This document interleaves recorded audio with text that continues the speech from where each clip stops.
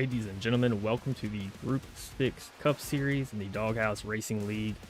My name is John Smith. I'm bringing you here by myself tonight. Hunter is not going to be able to make it as my co-host. He's having some things going on with his wife. She is currently, I think she just got out of surgery now, doing pretty well, but he is there with her tonight, so I'm going to be doing it by myself. Prayers out to Hunter and his wife over there. She's recovering from the surgery, but we're still going to have a good time. We're going to bring it here to you live at Nashville Superspeedway. Pretty good track. I actually like this track a whole lot. I actually picked up an open win here not about a week ago or two whenever we had it, and also got wrecked out pretty quickly. So good track, very tough to tame over here. It's going to be a lot of tire saving and being very easy on that throttle coming out, especially 3 and 4, but we're here to have a good time. But before we get started, I do want to take a moment and thank our sponsors, and you have to forgive me because I generally do not do the sponsor reads for us on Thursday nights here. But first, I want to give a big shout out to the Group 6 Cup Series and Group 6 for being our primary sponsor. I'm sorry, I'm having all sorts of computer issues right now. But Group 6, a leading creative agency, is passionate about crafting cutting-edge web designs, developing dynamic web solutions, and providing top-tier managed hosting services. Our mission is to help businesses of all sizes enhance their online presence. You can explore a wide range of services at group6inc.com and see how we can drive your digital success. That is Group6, Group, the number 6, inc.com. Special shout out to them. Thank you very much for being our primary sponsor for the league this year. Also want to give a shout out to our presenting sponsor of Shoney's. Shoney's has been a sponsor of this league since I've been in it. But Shoney's is proud to sponsor the Doghouse Racing League. Doghouse Racing League is proud to be sponsored by Shoney's. Shoney's open for daily for breakfast, lunch, and dinner. Stop by one of their West Virginia locations to try their freshly prepared legendary breakfast bar and take home a whole strawberry pie. Shoney's, delicious food and friendly service since 1947.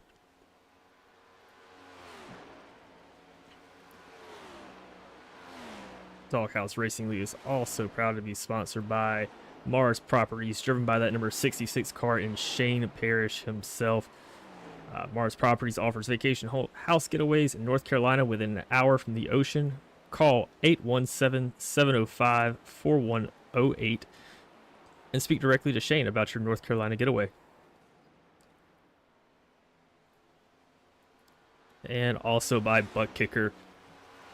Butt Kicker has also been sponsoring the league for quite a while. They are the best in haptics and iRacing. If you're looking to take your racing to the next level, check out Butt Kicker at thebuttkicker.com.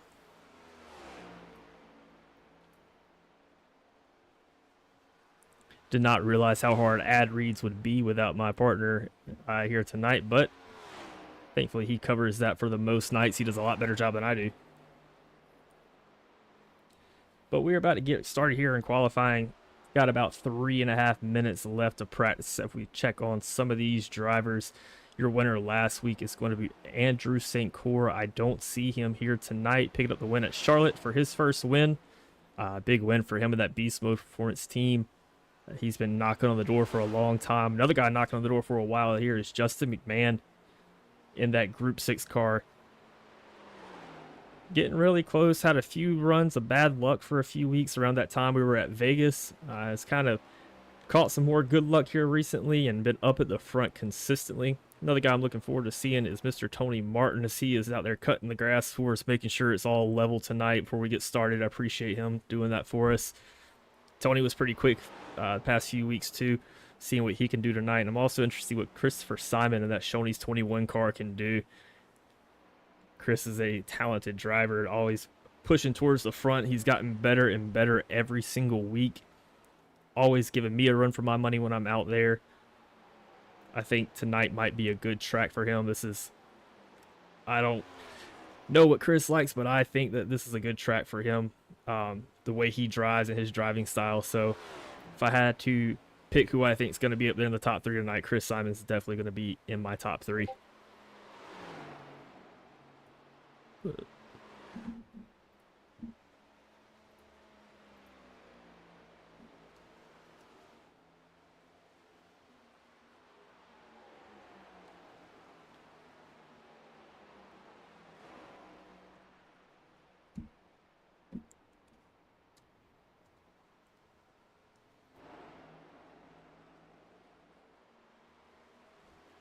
But we are about a minute and a half from qualifying. If you have a pick for tonight, go ahead and drop them in the comments. Let us know who you think is going to take it home tonight. A lot of talented drivers out there. Only about 16 drivers in the field right now, so a good points night available for a bunch of these guys looking to move up in the points. I tried to pull up the point standings for you right here before we get started into this qualifying tonight. First in your points is going to be Andrew St. Coeur. He's going to be moved up 2 spots after that win last week. Jamie Horne sitting in 2nd place, no change for him. Seth Fitzpatrick sitting in 3rd place. Justin McMahon in 4th. Kevin Thompson, also a beast mode performance, sitting in 5th. They got Eric Warman in 6th. Shane Parrish, who has picked up 4 wins, still sitting in 7th place. Jonathan Jennings in 8th. Adam Thompson 9th, and Gary Clune in 10th. I'm trying to see if any of those drivers, I see Kevin Thompson here, but I don't see our St. Coeur. I don't see a Seth Fitzpatrick. I just had Nick Atwood load into the server here. I don't see a Jonathan Jennings or a Shane Parrish. Oh, Shane Parrish is actually out there. Yes, he is. My mistake.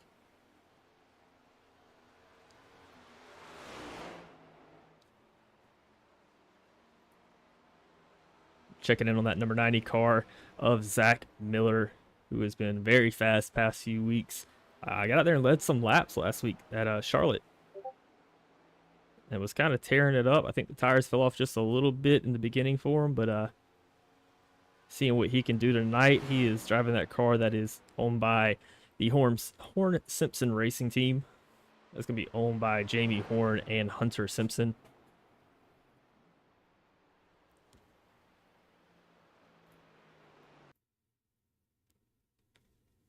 It looks like we are about ready to get this qualifying kicked off here.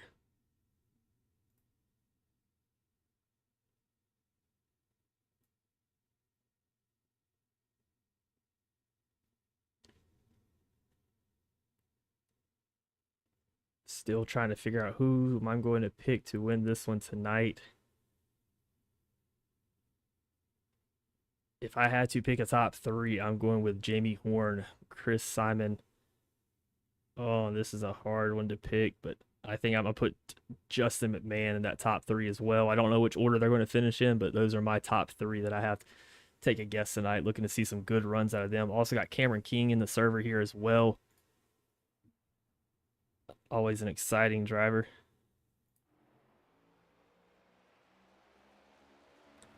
And now that I say that, I'm pretty sure I ran with Cameron King in some of these official races here at Nashville last week, so he has got some good practice. So those were open setups as well.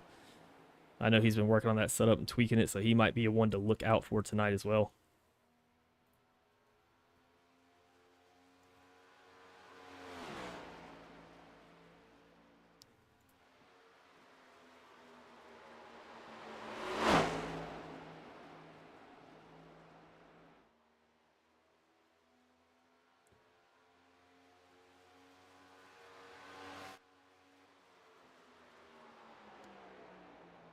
Got K-Doggy in the comments. What's up, boys? What is up? It is just me here tonight. I don't think Hunter is going to make it. He does have a good excuse, though, so we will let him go for that one tonight.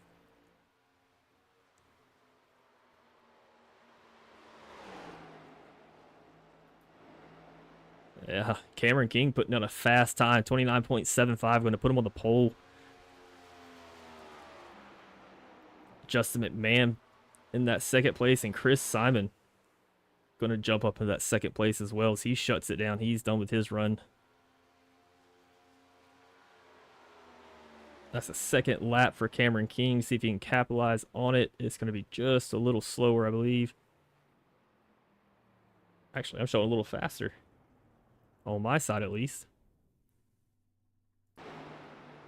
Eric Anderson jumping up to that 2nd place spot. Kevin Thompson up to 3rd place now, too. Kevin Thompson making his 2nd lap now, trying to improve on his first. See if he can jump up there into that 1st place spot or above Eric Anderson of 2nd.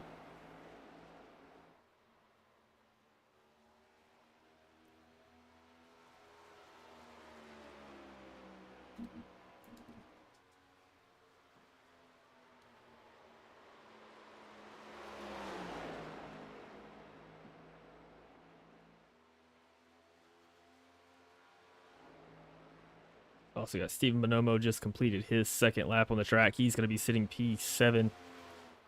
Eric Warman coming around for his second lap now, trying to improve on that time that he's got. Currently sitting in 13th place, all the way from Kansas, out here in Nashville. That's going to move him up to the 11th place spot.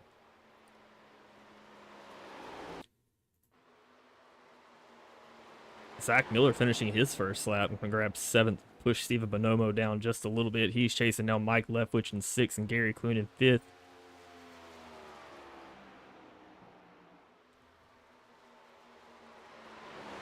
He only needs about 2,000th to jump up one spot.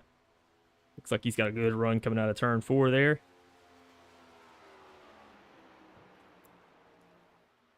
And he's going to move up into 5th to start this race tonight. Jamie Horne, meanwhile, capturing the pole while we were looking at some of these other drivers. By about a 10th.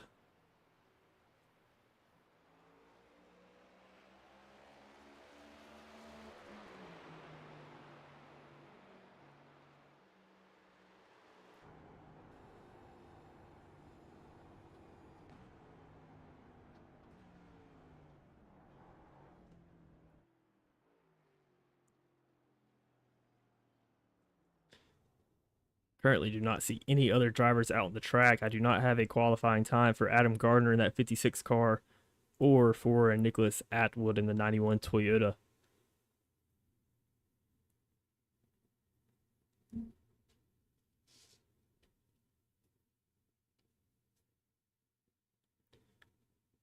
Checking the chat here. K-Doggy says pop up in the Discord if you like. I'm going to probably take you up on that here in a second.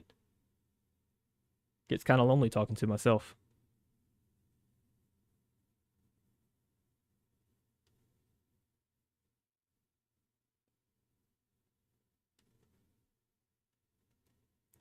And it looks like that's going to wrap up the qualifying for us as we have a quick warm-up session here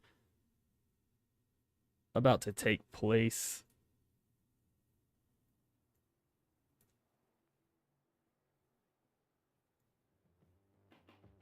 Let's see who the first drivers are out on the track to get some good warm-up times in. As you see Tony Martin here coming out on the tracks. Let's check in to see what our race info looks like for tonight. Looks like going to be about 85 degrees out right now. Track temperature is going to be sitting at about 89 degrees. It's just a little bit warmer. Humidity's kind of down. Not a lot of wind's going to play a part tonight. Partly cloudy, so if this clouds come over, it could cool down the track just a hair for these drivers and cool the tires down just a bit.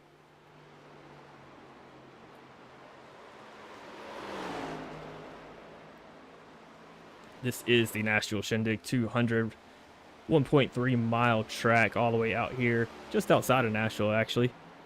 Nice place, though. Been around this part a time or two.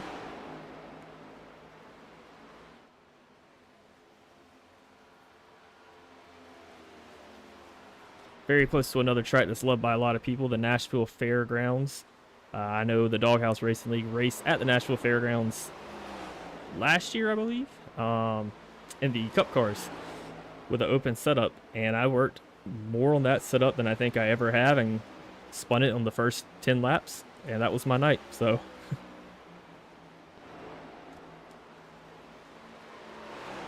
But this track's a little bit better, a little bit bigger.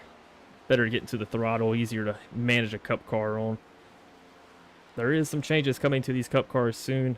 I know with a lot of the physics behind the cars and the tire model. So these drivers have to prepare for that. I believe that is going to be coming next week, if I'm not mistaken.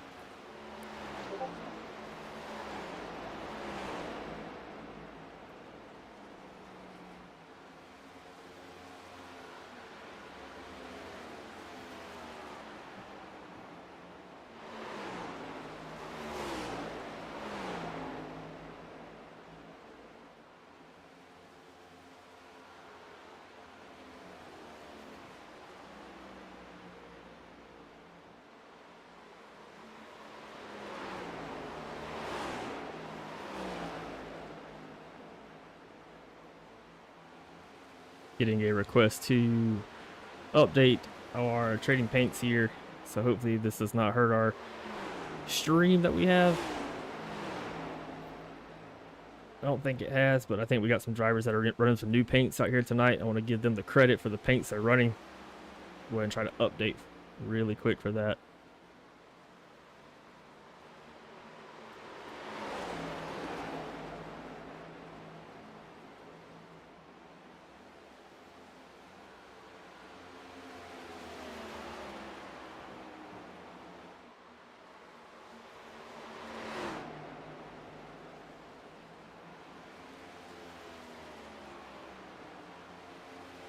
I don't think that's the paint he was looking for.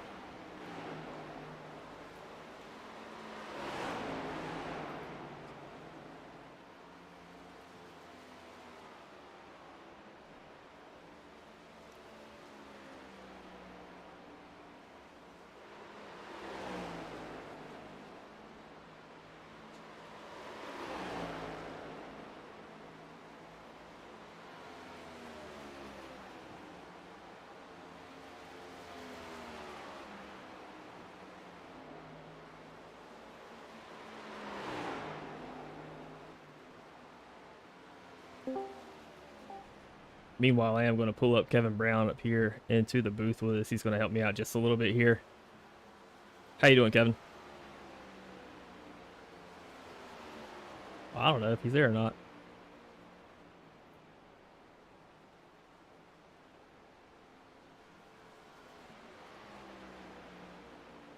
Meanwhile, I am going to pull up Kevin Brown up here into the booth with us. He's going to help me out just a little bit.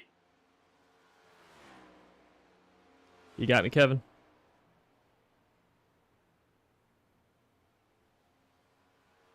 Oops. How about now? You got a copy with me? Oh, I got a copy, Jonathan. How you doing tonight? Oh, I'm good. I forgot to unmute my Discord side, so couldn't. Usually I do that for Hunter to hear me, but didn't do it yet, so. Oh, you're all good, bud. You're all good. Yeah, we're just up here doing it by ourselves tonight, I guess. Hunter's got, his wife is just getting out of surgery right now with some stuff going on, but everything's all Hopefully good. Hopefully all is good. We'll be praying for her as well. Absolutely. But good excuse tonight. I told him next time I couldn't let him slide, but tell me about Nashville. You ran here before?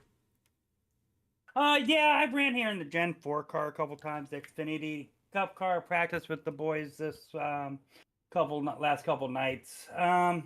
Not my favorite place to race tonight. It's going to be really tricky on see who can get that outside line going once those tires get warm, or if it's going to be like the real race to where that inside line is king. Yeah, I'm trying to remember. I just ran here last week maybe, and I feel like entering kind of middle or high. Oh yeah, you got a late apex that first corner right there in turn 1. It's a very late apex if you want to save those tires. Oh yeah, for sure. And the other thing you got to kind of remember is 1 and 2 is completely different than 3 and 4, to where not sure 100% in these cars on how much they're cracking the throttle, but at 1 and 2 they're hitting the brakes, but 3 and 4 it's barely maybe 50% throttle, and you're just going for it after that. Yeah, it's definitely gonna be tricky. Yeah. Here, give me 1 second. Let me turn down iRacing real quick. Absolutely. I'm going to go ahead and read off this grid as we're about to get started here. Starting off in your pole position on that front row on the inside is going to be Jamie Horne in that 98 machine. Right beside him is going to be Cameron King. Second row is going to be Eric Anderson, Kevin Thompson, part of that Beast Mode Performance team. Followed by Zach Miller in 5th and Gary Clune in 6th. Your fourth row is going to be made up of Mike Leftwich and Steven Bonomo. Starting at P9, Chris Simon in that Shoney's Racing team, and Justin McMahon driving that Group 6 car at P10. Moving on back to row 5. That is actually row 6. In 11th place is going to be Shane Parrish with Eric Warman on his outside. Then we're going to have Daniel Wilkerson starting P13. Tony Martin. That next row is going to be made up of Mark Dumont and Nicholas Atwood. And then starting in 17th is Adam Gardner, who I don't even have loaded up yet onto here, so I'm not sure if he's going to grid up.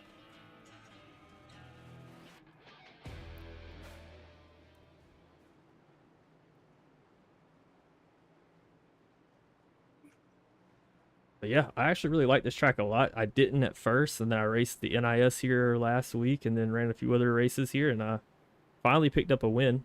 But kind of figured it out Okay. after a while. But it's a fun track. Yeah, it's a very fun track. It's also going to be really challenging for these guys. I know the other day we practiced and it was the track temp, which is 104. Right now they're looking at 88 degrees, so kind of wondering how many of them were able to get their cars adjusted for that. Oh yeah, and then you got partly cloudy. I know that this cloud can get over top of it and really cool down that track even more. So gonna be a lot of grip out there. It's gonna be a lot different than sliding around, sliding up the track. But we are Yeah. about to go green here as the pace car is just pulling off of the track. Jamie Horne going to start that restart off on the inside with a really good jump. Cameron King on the outside, sticking right to his quarter there. Going to fall back in that second place spot. So give me. It looks like Cameron. Go ahead, Jonathan. I'll say, give me your picks for tonight before we get too far in. Oh, I'd love to pick Jamie. I think he said he's had like 2,500 laps this week in practice alone.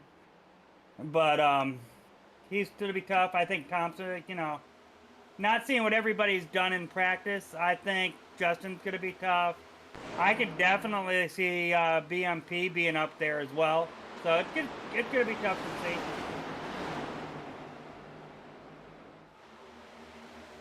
Hey, Jonathan, not to interrupt, but did you check your messages real quick?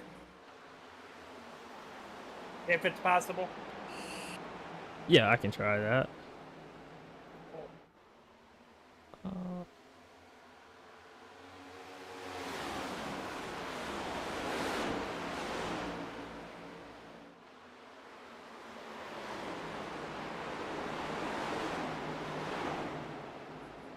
Yeah. Thank you, sir. Yes, sir.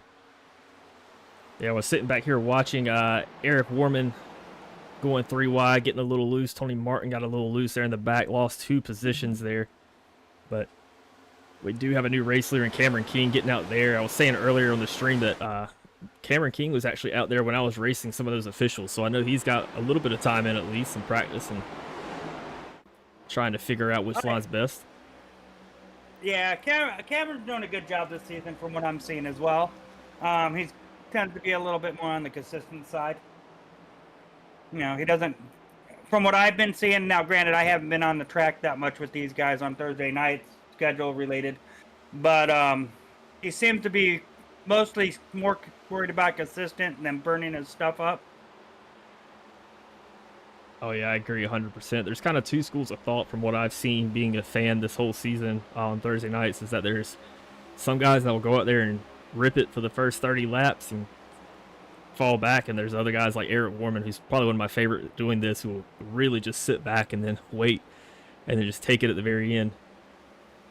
Oh yeah, I just want to know how Eric does it so well, saving tires. He even on Tuesday nights racing with them, it's like he'll be like a second off the pace during practice, but all of a sudden during the race he's getting a top 2, top 3. He's one of the best at saving tires. Now we got Mike looking at Leftwich's, and it looks like he's kind of driving in a little bit too deep. Maybe his best bet would let the 31 go and just drop down and just follow. You absolutely got to pick your battles here. Long race, 150 laps at the Nashville Shindig 200. Got to realize which ones you got to fight for and which ones you kind of want to let go. Track position is probably going to play a little bit of a part tonight. I don't think we'll see a ton of cautions out of this group at this track, but could definitely happen. But you want to be near the front when you do take that first pit cycle. Oh yeah, for sure. My only concern with fighting this earlier, yes, track position is key. You can't give up too many positions, just for the fact that it's hard to pass later. But at what point are you just going to be hurting your tires? Absolutely. Cameron Keen's getting out here to a pretty nice lead here, about a 1 second lead in front of Jamie Horne. You got to think Jamie Horne is probably sitting back and saving. Jamie's a very neural driver, as like to call him, puts a lot of thought into what he's doing on the track. So usually what Jamie does, I kind of follow. It's kind of my rule of racing for the Doghouse Racing League. But Eric Anderson looks like he's doing that same strategy right now. Yeah, I think most of them are just riding from what I'm seeing, and just seeing how the track comes to them. Guys, I still wonder how many of them set up for a hotter temperature track as well. Now, I know during some of the open races that we had last week, the humidity was a big thing here. I mean, there was one race I ran that had a 99% humidity. There was another that had like an 85. Tonight looks like it's only sitting around 33%. So yeah, it looks like it. That gear ratio is definitely going to be a little bit different for these guys too. I mean, a lot of these people, you're going to be shifting to 5th gear on the front stretch, maybe keeping it down to 4th in the back. Yeah, I don't see really many people shifting to 5th in the back, unless maybe they're right behind somebody, or maybe saving fuel. Because I know there's a couple drivers that will literally just keep it in 5th just to save maybe that 2 or 3 laps of fuel if they possibly can. Yeah, and I can't do enough math to think about how much fuel I should be saving in those situations, but yeah. Oh, I can't either. Pit strategy is not my strong point. That's actually what got me at Tuesday night in the Doghouse Racing League with the Gen 4 cars on the Xfinity Broadcasting Network over there. But yeah, just not a good strategy for me going into the pits that early. And of course, Eric Warman saved it up and caught me at the end and took that spot to get the podium. Yeah, I got to say one thing. Hats off to everybody Tuesday night. That was a great race. Everybody, did a great job driving, didn't really drive over their head or anything like that. So I want to give everybody Tuesday night, if I can, a round of applause.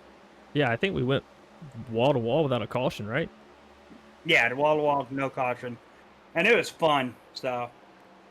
I know we had, I was streaming that on our TikTok channel and had some people from my other league popping in and saying there's no way that our league could do this. Not Doghouse, but the other league that I'm in, just because the Gen 4 cars at Old Michigan like that is tough. It is like on ice the entire time. So props to everybody out there. And I will say this, we're entering right now lap 14. I would have to venture to say that in about 6 or 7 laps, you're going to see a bunch of people get loose, most likely, from what we were seeing in practice. I've already seen a couple of people take that low side and get pretty loose off 3 and 4. It's like Simon just kind of missed his line there. Yeah, I've been noticing a couple people doing that.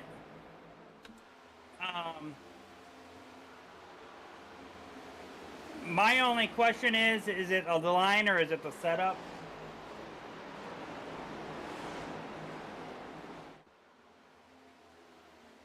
Yeah, I wouldn't be surprised. The setup. Go ahead, Jonathan. Yeah, I wouldn't be surprised if it was a setup. I know I had to take out a few pounds of pressure in that front right the other day, and I also messed with some of that offset to try to loosen up the car throughout the run, but it also kind of came back to bite me near the end of a lot of runs where you can overcompensate. Oh, yeah, for sure. But the other thing is, too, is you got to, how many of those drivers are trying to keep off that yellow line as well? Because that yellow line will upset these cars something fierce. Oh, yeah, it'll get you. It'll come out and get you there. Yeah, because I saw that Justin McMahon kind of brushed it a lap ago, and he kind of got squirrely behind Simon. McMahon currently sitting in P9 right now. He is up 1 spot, trying to make it 2 as he looks from the inside. Chris Simon now to the outside. Shane Parrish sitting there lurking as well. We know what he's capable of. Oh, yeah. I will say this. With as many leagues as, that I've been around and stuff like that, I will say Doghouse is probably one, if not top 3 leagues that I've been in for competitive. anybody can strike at any given time. And speaking of which, I want to give a shout out to Gary Clune here. This guy has been driving the wheels off. He is sitting P7 right now tonight, only down one spot, but he's had some really impressive runs this whole season. Yeah, Gary's a good guy. Gary doesn't really drive over his head that much from what I can see. You know, he's a little bit more methodical in his passing and his moves. Yeah, it's definitely been fun to watch this whole season. A lot of guys growing a lot this season from what I can tell and really figuring out the cars. Zach Miller's another one of those guys. Kind of started off the season a little bit behind a little bit, but now last week went out there and led some laps. This week he's sitting in P6 right now trying to chase down Kevin Thompson with that Beast Mode Performance 6 car. Yeah, I think that's gonna be a tough move to get past Thompson, because Thompson is a better defensive driver from what I can see than offensive. If that makes sense. Right. We did some trivia last week for the Doghouse Racing League, and I think Kevin Thompson has made the most passes in this league all year. I think that's just from going from back to front so many times. Oh yeah. He's had some bad, and he's had some bad luck this year, of his undoing. So it's just a matter of, him working him. He's fast enough to where he can work himself back up to the front if he needs to be. As well. Yeah, looking at it now, Kevin Thompson was 615 total passes of the year. Eric Warman's behind him with 534, which I'm not surprised about Warman there, but. Oh, neither am I. I still want to. I still want to, kind of watch Warman and see what he's doing that nobody else is. Yeah. Because Eric can save tires. See if we can hop in the cockpit here with Eric Warman, as he's already up 8 spots in that P4 position, chasing down Eric Anderson.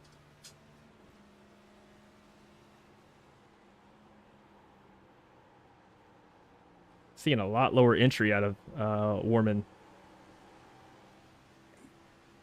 Yeah, and that's kind of interesting that he was able to do that. Because I know when I was practicing, if I ended up that low going in, I just pushed straight up. Yeah, I'm trying to remember a track to compare this one to the way I took 1 and 2, because I was a very late apex, get down to the line and try to drive it as straight out as possible. Maybe kind of like almost like a Bristol, but not really as far to the wall as you would be in Bristol if you were to diamond it out. Yeah, it kind of reminds me of a Gateway turn 1 and 2. There you go. As that, roughly just with the banking, not necessarily the radius of the turn.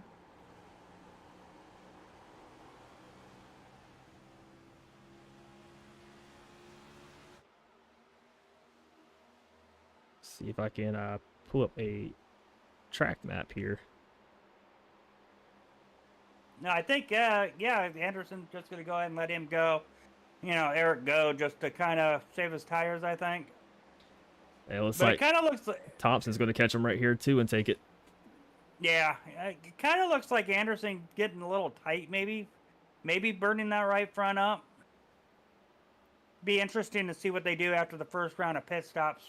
See how everybody does. I know Horne's only Jamie's only about a half second behind King, though. So he's slowly catching them. Yeah, I'm pulling up the deltas here on the bottom right. And for anybody that's just joined us for the first time, if you haven't seen our delta box, if the bars are going down and to the right, that means the driver is catching up. Really, the way to look at this graph is from the bottom up, starting from lap 21 to lap 26. It looks like Jamie Horne is gaining time on Cameron King here pretty consistently. Now, if that graph was going the other way, where the top bar was all the way to the right and the bottom bar was to the left, that means he would be losing time. But Horne is catching him pretty quickly. Yeah, it looks like Jamie's able to roll that bottom a little bit better. And I think that's the key. You really got to be gentle, roll it, be patient. Patience is a hard thing to learn when you're trying to go fast as possible.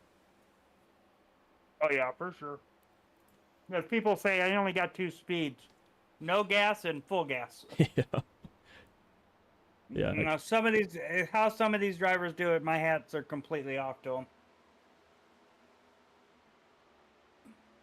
Well, that was the thing a lot that I had to learn too when I first started iRacing was not just practicing my qualifying pace, but also really getting out there and putting the laps in for a race pace. You know, running a good 30 and seeing what I got there and if I can improve that time. Yeah. And I think Jamie And does that's that a lot. Jamie does.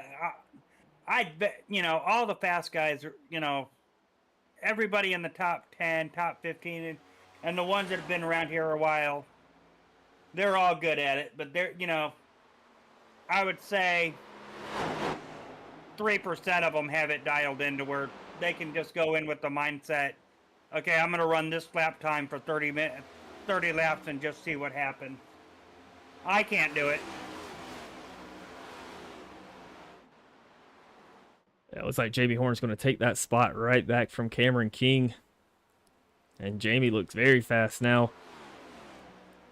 Yeah, I think Cameron kind of didn't let him go, but kind of wanted to follow Jamie and see what Jamie was possibly doing a little bit different.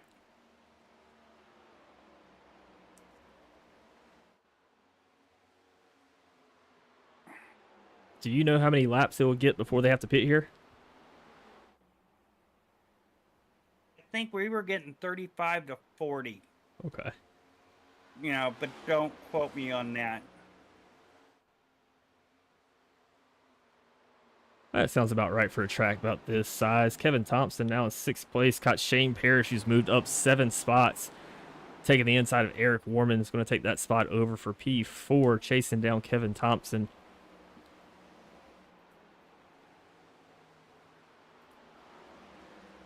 Eric's not going to let it go that easy, though. He's going to try to stick to him. Looking to make a move on that outside. Maybe cross him up on the inside. Not going to be able to do it here.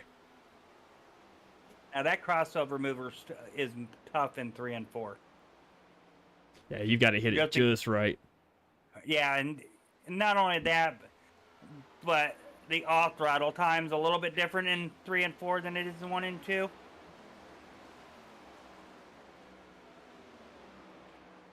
What's shocked me the most so far with this race is that we have not seen any of the snap loose effect take place coming out of 4 here. I was expecting to see a lot more guys kind of get into the throttle and just spin right into the grass. Yeah, I was kind of expecting a little bit different. Like Anderson's got to loose a couple times. Oh, Daniel got a little bit of a wiggle there. But nobody's really snap loose.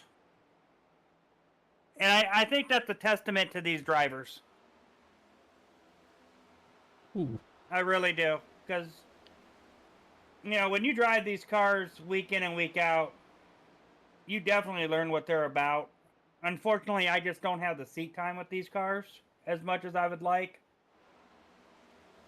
But, you know, when they get sideways, it's harder to catch these than anything else. Yeah, totally understandable in that. Stephen Bonomo flashed out for a second, comes back in, looking to the inside of Daniel Wilkerson.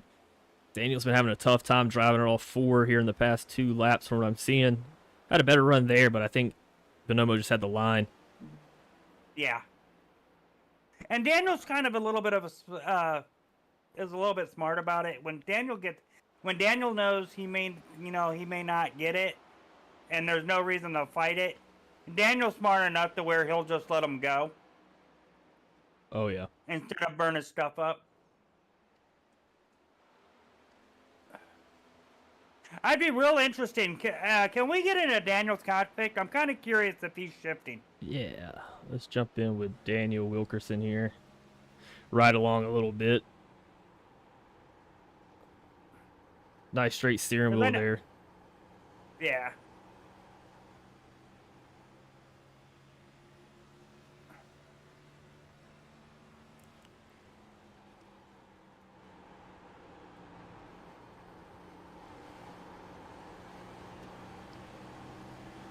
Yeah, he's really good at barely moving that wheel. But yeah, he's shifting. But like I said, it's going to be real interesting. You know, there's going to be drivers that make, you know, a little bit of adjustments here and there, but I wonder who's going to make the big swing for it. Oh, if I had to take a guess, I think it would be this man right here in Eric Warman. The way he drove to the front at the beginning, now he's falling back a little bit. He's going to take some notes on this, figure out what he needs to do, probably make a little bit of adjustments. But I don't know if that low entry in 3 and 4 might be hurting him. Yeah, I'm not sure. Not knowing the setup on his car and stuff like that. It could be, ooh, he just looked like he hit the apron a little bit. I do know we got Dumont in the pit and Leftwich is a lap down. I'm not sure if Leftwich made a pit or not. Let's see, I do have Leftwich. In the 60 car? Yeah, Leftwich has brought it down one time. Mark Dumont has also brought it down. And Tony Martin, but I'm not getting a reading on either one of those drivers in Tony Martin or Mark Dumont. Okay. So I'm hoping they're still there with us.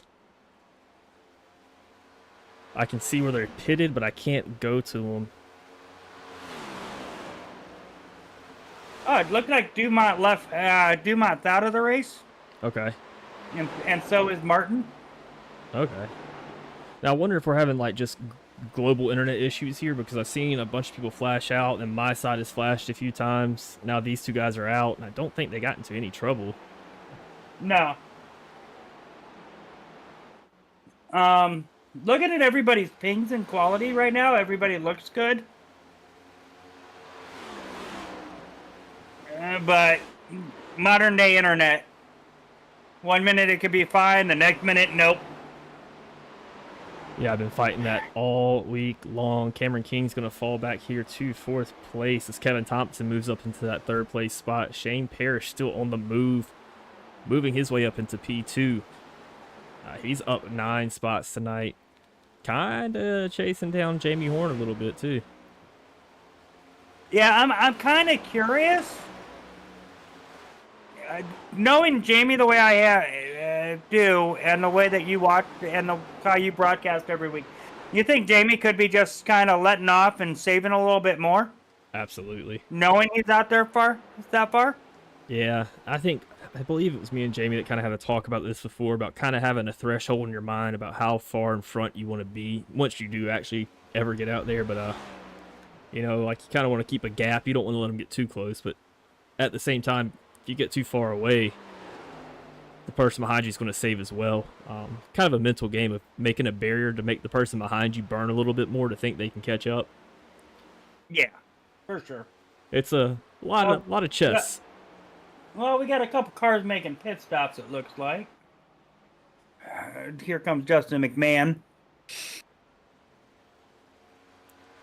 if we can pull up this pit stop timer at the bottom so we can see everybody coming into the pits now. I believe we're going to start hitting our first cycle here. Mike Leftwich is already pitted. Mark Dumont, Tony Martin are out of the race at this point, and Justin McMahon is in the pits now.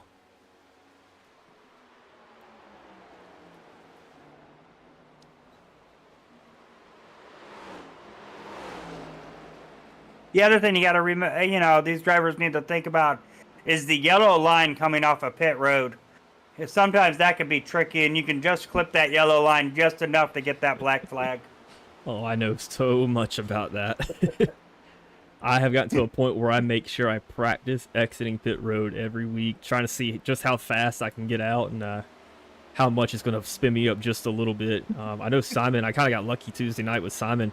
I think he clipped the yellow line, gave him a black flag, and gave me a spot that I didn't deserve. But then Eric Warman ended up coming and taking it from me at the end. But it can get the best of them if you're not careful. Oh, yeah. Everything from just clipping it enough. There's tracks that if you look at it wrong, it will give you that black flag. And I think Nashville, correct me if I'm wrong, there's a bump coming out of there too. Yeah, there is. Coming out of pit road that will give you that little hobble that if you don't catch it right, you're going to go around. Yeah, and that's 2 weeks straight we've kind of dealt with that. I know Charlotte has that, not just one bump, but it's like a dirt bike track coming out of pit road and hitting that cone on the backstretch. I hate getting out of pit road at Charlotte. New Hampshire's another one that's really bad because it's a really tiny area to exit out of. Yeah. Pocono. I think my worst one, Pocono's all right because it's a little bit wider. But then you forget turn 1's right there. Yep. My worst one's Iowa. Oh, yeah. That one is tough. Yeah. But it looks like Parrish is kind of catching Jamie a little bit more, though. Yeah, he's bringing it in. I'm guessing that Jamie's just going to run it till it's dry here. Looks like everybody's going to do that. I don't see anybody else that has pitted yet or is bringing it down. Yeah. Do you know the stages offhand? I have them written down. Right. Because honestly, I just can't remember. It's going to be, we've already passed the first one at 38, and the second one is at 75. Okay.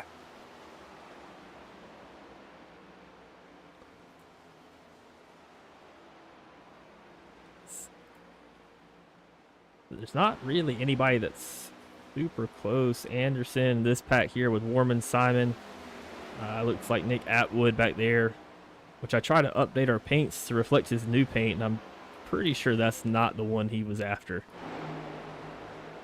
No, I don't know. He usually has a really good paint scheme.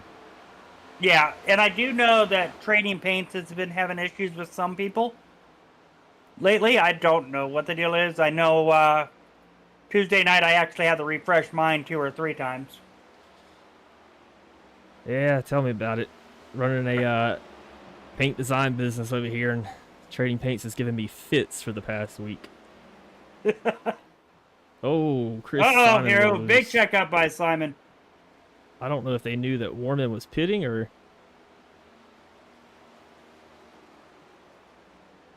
that all just happened at the same time.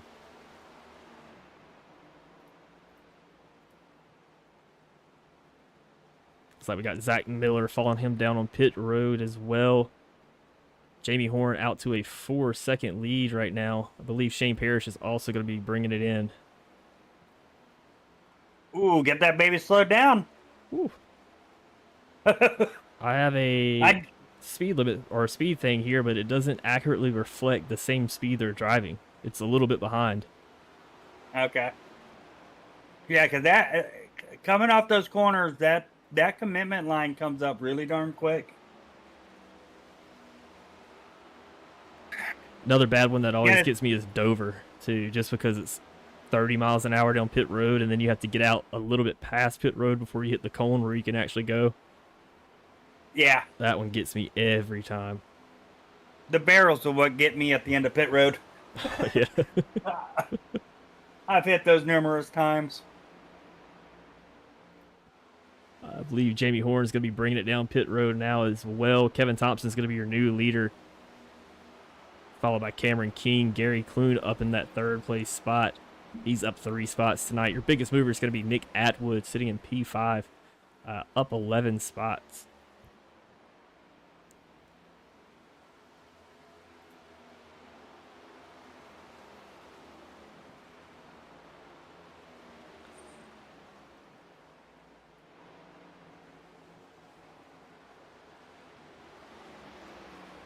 Like Steve Bonomo is going to be bringing it down as well. I hope I'm pronouncing his name right. That's what I've always called him. But I've heard people call it... Sounds right. Yeah, I've heard people pronounce it differently. Now I'm kind of self-conscious about it. Yeah, there's a couple drivers that, you know, I try to call their names out, and it's like, it doesn't sound right. But then again, I look at a quarter sometimes, and it goes, wait, that can't be a quarter. It looks like a dime.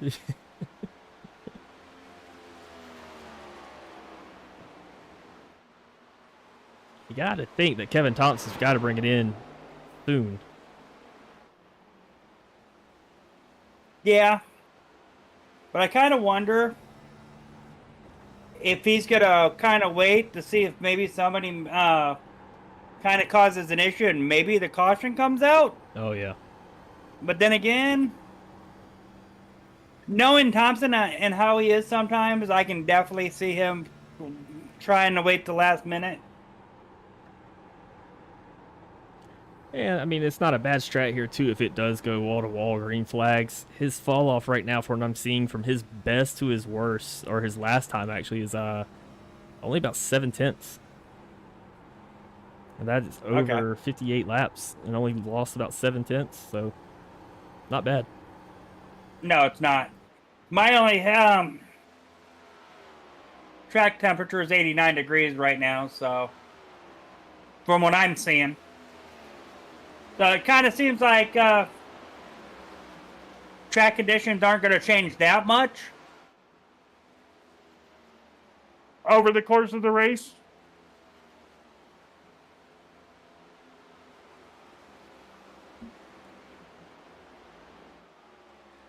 Yeah, let's say he's going to hold out for another lap. Looking at the comments here, Shoutcaster Sam, what's up, guys? How's the race going? Going good. Got a guest broadcaster here in the booth tonight, and Kevin Brown, my co-host Hunter Foley could not be here tonight, so we got Kevin up here, so I might have to put him on the payroll for the night, helping me out. Gets kind of lonely talking to yourself. I've only done it one time, and I know Hunter's done it one time, so we've had our fair share of it, but definitely don't like doing it by myself. Yeah, just next time I get behind you, just let me pass you, and we'll be even. Where are we at next week on the Tuesday night series? Tuesday night, we're here at Nashville, I believe, but I'll double check that. Oh, I'll probably be up in the wall or over the fence, sitting in row 3, seat A, before the end of the race. Especially with these Gen 4 cars. Yeah, it should be interesting. Should be really interesting with that update that we're getting Tuesday. Oh yeah, we'll have to get all new cars. Don't know about that yet. I'm hearing that with the all the next gen updates they're doing, that's going to be a cluster. Oh yeah. But from what I'm hearing, the current Gen 4 car, which is Legacy, which just means they're not racing officials after Tuesday.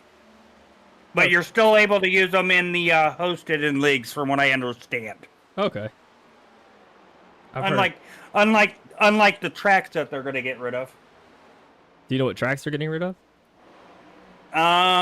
All the old legacy tracks that they're getting the updates to. So I think it's like 2008 Charlotte and tracks like that they can't update through the graphics. Okay. I saw the list, but I can't remember. I hope we don't lose Old Atlanta. That's going to be a sketchy one. I'm not quite sure. That is one of my favorite tracks, especially with the Gen 4 cars, too. I love running Old Atlanta at the Gen 4s. But looking back here at the race, I got Jamie Horne trying to make a pass on Kevin Thompson. Kevin Thompson is your leader. Jamie Horne is getting his lap back the old-fashioned way to get around. Kevin Thompson has yet to pit. Also, Gary Clune, Eric Anderson, Chris Simon, Nick Atwood, and Daniel Wilkerson have not brought it in yet. We are 64 laps in. You think they can stretch at 75? That's what I'm kind of wondering. Maybe possibly making it a one-stop race. But then you got to kind of wonder, will 2 pit stops be faster than the 1? Yeah, let's look at our times here. Jamie Horne pitted on lap 53, and it took him about 12 laps to get back around to pass the leader to get his lap back. So, maybe. Because the question, the other question is if they're going to plan on doing 1 pit stop, how much more fuel are they taking instead of on the 2nd pit stop? Oh yeah. Because that's going to be a feature, and then could it be possible? You have more experience in the next gen car than I do, but is it possible that 2nd pit stop, Jamie and them just take the right side tires? Yeah, you definitely could here. I mean, the left sides won't burn that much, but it might upset the car just a little bit as the run goes on. You might feel it get just a tad bit more loose. as it's going on. Yeah. I do know that mid corner for 1 and 2 gets super tight, but then it loosens up on the back end of 1 and 2. Okay. Well, what would make sense just because of the way the turn is.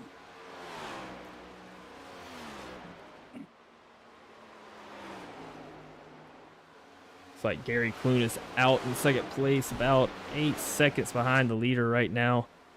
Still that same group of guys: Nick Atwood, Daniel Wilkerson, Chris Simon, Eric Anderson, Gary Clune, Kevin Thompson have yet to pit. Justin McMahon making this pass here on Gary Clune. This is not for position. Justin McMahon currently sitting in 10th place right now, a lap down, trying to move his way in front of Kevin Thompson at the front to get his lap back as well. I believe Jamie Horne's the first car on the lead lap. Ooh, just smoked the wall just a little bit there. Shane Parrish behind Jamie Horne. I think Shane just got his lap back. Okay, and Anderson making his pit stop now. So he will be the first of that group to bring it down. Kevin Thompson's still staying out. And if you can stretch it to 75 now, like, might as well. No point in bringing it in 5 laps early. Yeah. And now Shane Parrish is going to be on the lead lap. Your first car a lap down is going to be Eric Warman. Yeah, and my apologies about the laps. I kind of forgot that these guys run different fuels than the Gen 4 cars do. Oh, no, I thought it was going to be about 45 to 50 as well. Because I know the Gen... for those that don't know, for hosted in leagues, you can actually adjust the fuel percentage on how much max you can have. So instead of 20 gallons in a normal tank, some leagues only run 10 gallons for a fuel load. So it kind of makes the strategy a little bit different. Looks like Kevin Thompson's going to be bringing it down here on lap 70. Gary Clune's going to be your new race leader. Still staying out for right now.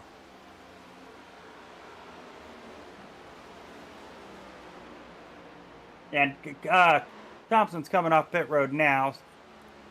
So it's gonna be interesting on where he comes out with Jamie. It's like Thompson's coming off, Simon's coming in, Nick Atwood bringing it in as well. Only 2 guys yet to pit: Gary Clune and Daniel Wilkerson.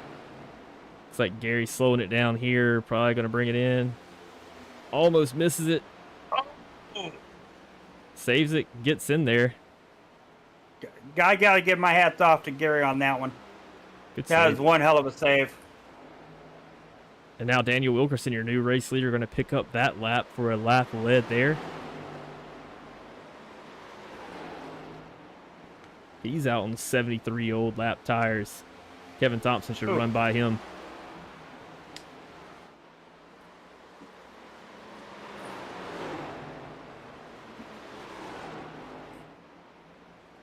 Daniel doing the same thing, locking it up. Ooh. Nice save. Another good save there. Jamie Horne's going to take the lead back there. Shane Parrish should follow in second place here shortly, followed by Eric Warman.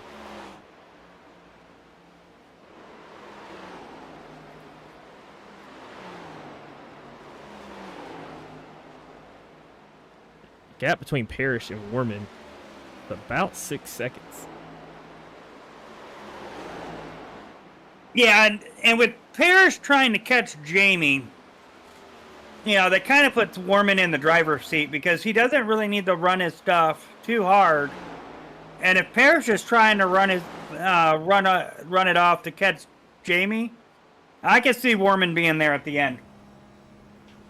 Yeah, definitely that first stint, one you could take notes from and figure some things out. And I think that's kind of what his strategy is for the most part. But looks like he's running it pretty hard there in that turn 1 and 2.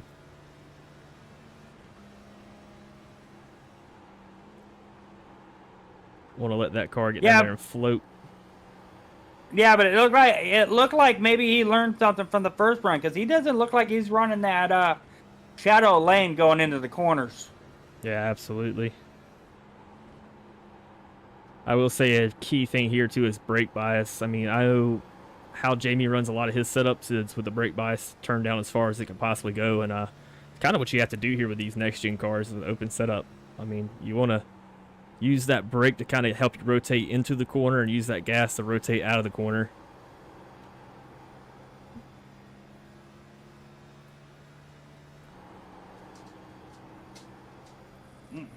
Yeah, and then the other thing is with these master cylinders, I kind of wonder if some of them have them too, with Daniel and Gary kind of locking it up going in the pits. Kind of wonder if they got them a little bit too sensitive. Yeah, I love that we can mess with the master cylinders with these cars, but I like a very squishy brake, in my opinion. I don't like to touch it and it lock up or touch it and slow up too much. Kind of want to be able to press it a little bit. Yeah, I'm almost the exact opposite. I don't like a lot of travel in mine. I'd rather deal with the heavy pressure. Like at Martinsville, when we were at Martinsville on the truck, you know, I kind of looked like that meme where the head was going to explode from hitting the brakes so hard. Hint, don't get new brake pedals going to a short track. That's what I was about to ask you. What kind of pedals are you running there? Well, I ended up going with the Simjack Ultimate pedals because my Fanatec's kind of V3s kind of had an update go bad, and the sensitivity wasn't there. So instead of diagnosed and taken apart, I ended up just buying a new set. And so far, I enjoy it. They're easy to assemble and disassemble, clean, and just for how I like it, depending on the car. What do you happen to run? I am still on the G29, the Logitech G29, and they are they're something, you know. It's a good starter set. It is, and they're defendable. I think I had my Fanatec for like 8 years, so it's time, you know, kind of getting worn down and stuff. Yeah, and the way I see it's kind of like my golf game when I go out there and play bad. I don't usually blame the clubs. I kind of know it's myself. It's my own skill level. I kind of see it the same way with racing when I'm terrible. I'm like, well, it's not probably my pedals and wheels. It's probably just me. So if I can figure out myself first and how to drive a car, and then maybe I'll start investing a little bit more. But yeah, that's where I'm at with it right now. Well, when you're racing at, I can blame my equipment because when you're at Talladega and you're full throttle and you've calibrated them 3 times in one practice and you're still only getting 90% throttle in sim. Oh yeah. I can blame the pedals. Yeah, I tried to go to a different set of pedals, the Club Sports, one time, and they had the same problem. Well, actually, no, it was the opposite. I wasn't getting any input until I had it pushed about 20%, and then it would only go to 80%. Ah, gotcha. And I haven't touched them since. I tried it one time. I bought them off somebody, and haven't. They've sat in the closet since then. Yeah, well, if you ever need help, if you ever want to dust them off and, you know, see how well, if you can get them to work, let me know. It's like Mike Leftwich is going to be bringing it down pit road for his second pit stop now. He is currently sitting in 10th. Actually 9th when he brought it down pit road, so he's going to cycle back just a little bit. He was our first person to take a pit stop on that first stint. Yeah, and it looked like he was... It was weird with him, because it looked like he was pushing really hard into the corner, but really loose coming out. So I kind of wonder how much the balance is off on that car. Oh, yeah. That was another big adjustment I learned on this track, too, was a big deal was the nose weight, pulling it back a little bit. Seems like the setup that I had wanted to put it near the front, and the more I pulled it back, the better the car felt, especially mid-corner and exit. Oh, yeah, for sure. You know, because... Correct me if I'm wrong, but this car tends to like to be driven off the right front more than the right rear. Yep. So anytime you burn up that right front, all you're going to do is plow. Which it is kind of nice with these cars too, because you can drive it into it pretty hard. You can kind of tighten up the car a little bit by burning it up the right front or heating up the right front a little more. And if you drive it out a little harder, you can kind of make it looser off exit. A little in-race adjustment, if you will. That's not going to last you very long, but it will help you out for a few laps. Just quick little ways to burn up the tires to try to make the car do what you want for at least 5 to 10 laps, and then it all catches up with you. Yeah, and then that would be me in the wall.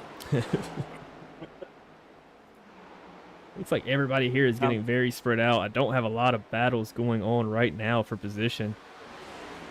Yeah, I've kind of been doing the watching it, you know, through iRacing as well, and it seems like everybody's kind of waiting to the last 25 to go.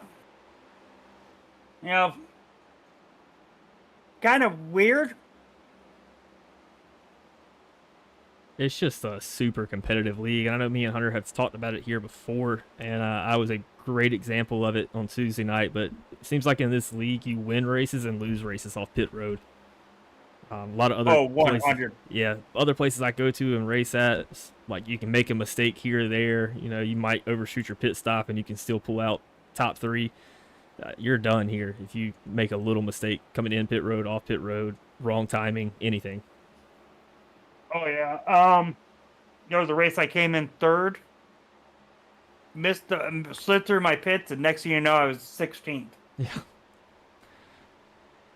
And I'm looking at Gary Clune, and that's cost him just a little bit here, that spin, and also Daniel Wilkerson back a little bit as well. Probably a little bit further back where they should have cycled.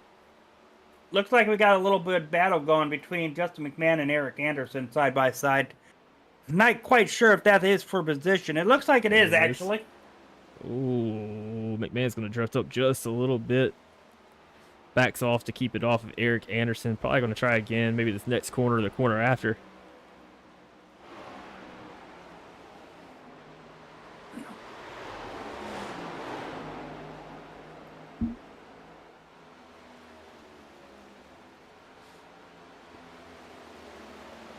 I don't think he's going to be able to catch him here. No, but one thing about Justin I got to say is Justin might give him a couple laps and then kind of let his tires cool off and then go for it again. Yep. Justin's one of those people that scares me when I see him coming up, because I know I'm probably going to get past. If I can see him coming, I know I'm pretty much done there. Looks like he just brought it down pit road, though. I noticed he got a little tight coming out of turn 2 for that last run we had the camera on him for. But yeah, last time he brought it in, what, lap 40 last time? Let's see if we can pull up our pit stop laps here. Move on down to McMahon. He brought it in on lap 43 last time. Got to bring it in on lap 91 here. Okay, so about 40 laps, which kind of makes me wonder if they're gonna end up pitting again. Which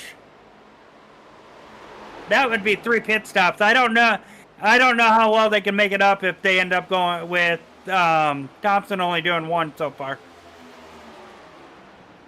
Whoa, Warman just got in the wall pretty good. Coming off of 4. Yeah, Warman's up Looks 9 like spots. Hold on to that P3 position.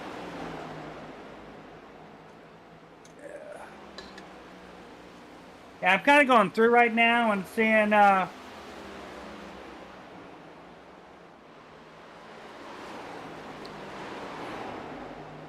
doesn't look like that little bit of wall damage doesn't look like to be hurting Warman.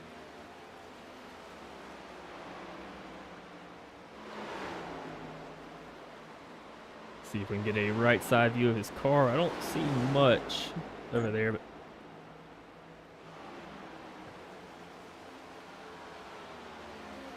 no, the car looks pretty clean actually. So maybe it was just net code that I saw. could be. I've seen some egregious net codes lately. It's ever since it was an update, I believe maybe a month and a half ago. And Eric Anderson's going to bring it down pit road here, but since then, I've seen some crazy net code things happen. Yeah, they came out with that telemetry thing, right? I believe so. Is that the one you were talking about? Yep. Yeah.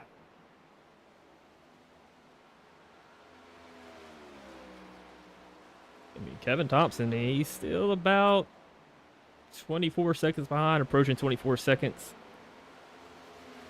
I don't really see him gaining as much as I thought I would at this point in the race.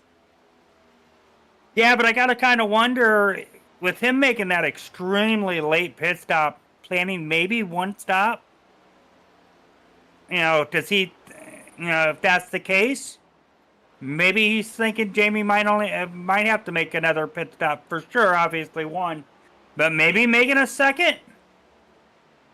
Yeah, and if we're looking at 70 lap for the cars, I think Wilkerson's the only one to push it to 73. Jamie's got to pit around lap 120-ish. Maybe Thompson tries to short pit him. Who knows? Could be. I mean, 30 laps is not a long time to catch him, and if Thompson pits in the same lap as Jamie Horne, it's not really much of a... I don't understand the strategy if you pit on the same lap as him, so I think he's got to pit either after him or before him to make it work. I would venture to say, well, considering he lost 8/10 from his fastest to his slowest over the course of that 70 laps. Yep. I don't know if it would really hurt him the pit after. Looking at his lap times right now, and it looks like he's saving because he is already about a second off pace what he was running last time. Yeah, that's what I was kind of wondering, because unfortunately I don't get to see the lap data like you do. But from what I'm seeing, it looks like Thompson may be planning on not stopping again. And if that's the case, that would be really interesting.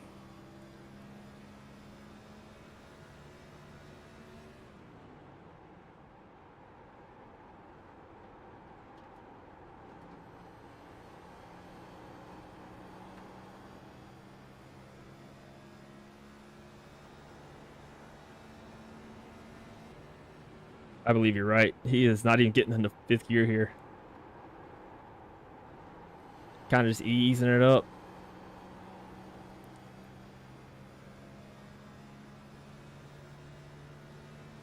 I don't think he's hitting full throttle. Oh, I think he's maybe 90%, if that. So it'd be interesting. Can you go to the end car on the straightaway? I'd be kind of curious if he's shifting to fifth. He's not on the front stretch right now. Keeping it in fourth. Yeah. So that's definitely his move there if we got it figured out. But I hope it works. I love a good strategy like that. Jamie Horne's going to bring it down pit road now, so now's the time when it's all going to come into play. Shane Parrish going to be your new race leader, up 10 spots for the night. Eric Warman going to move up into that second place spot. He is also up 10 spots for tonight. Both of these guys pitted on lap 52 and 51. 52 for Parrish and 51 for Warman. Yeah, and Warman's kind of being a little consistent too. And the more I see it watching him, the more I believe he didn't hit the wall as hard as it looked like, because he's not driving any different.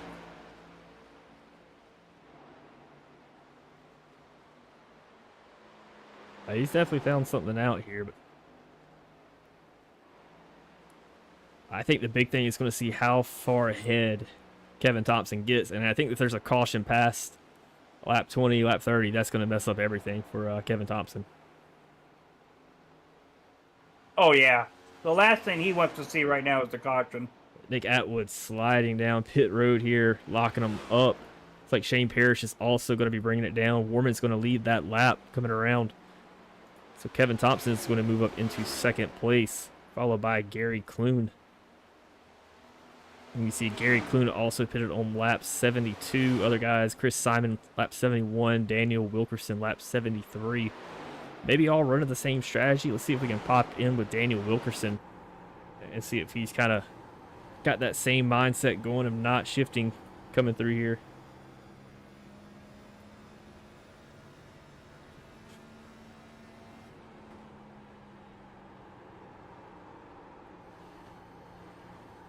Well, from what I'm hearing, he's definitely not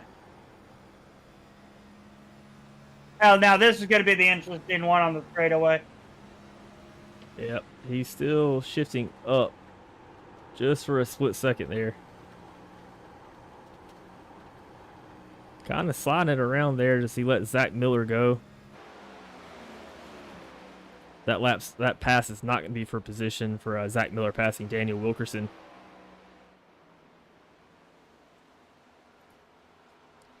Kevin Thompson out here in the lead as Eric Warman is now bringing it down pit road. Gary Clune looks like he is coming down pit road as well.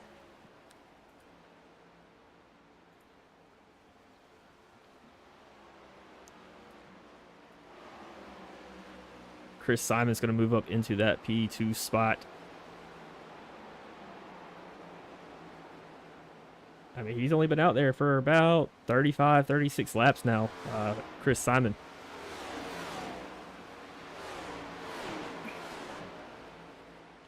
Yeah, and Simon has really improved this season from what I have seen. Yeah, I like Chris Simon a lot. I've never had any issues with him. He races you hard, but races you really clean as well.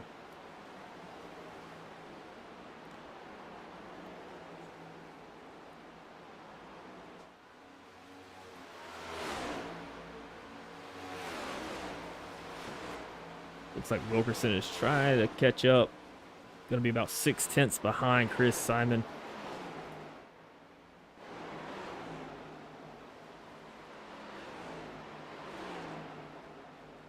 Jamie Horne is now 13.5 seconds back on your leader right now. Only about 3.5 seconds back on Daniel Wilkerson sitting in third place, but this could kind of shake things up for Kevin Thompson here. Yeah. I'm not quite sure though if it's go time. If it is go time for Jamie though, because you're still looking at 41 to 40 laps right now.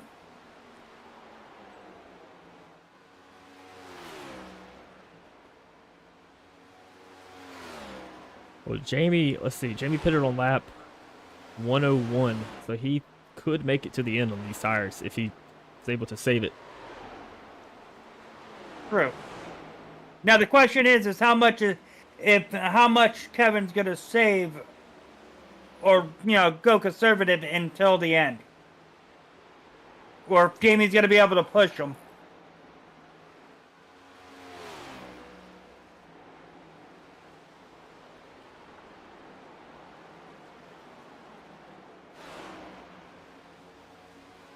Daniel Wilkerson's falling back just a little bit here on Chris Simon. Jamie Horne, you can see him in the distance lurking behind Gary Clune. That pass for Gary Clune will not be for position for Jamie Horne. Jamie sits in 4th place right now. Got Gary Clune sitting in 12th place. He last pitted on lap 105, so he's looking to catch back up. We'll probably make a pass on these leaders soon.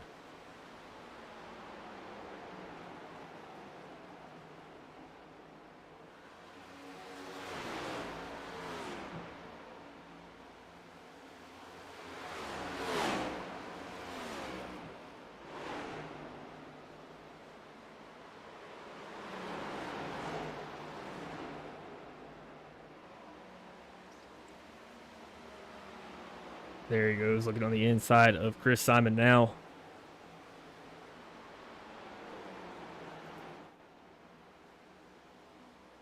Looks like Chris is going to concede that spot. Kevin Thompson bringing it down pit road now.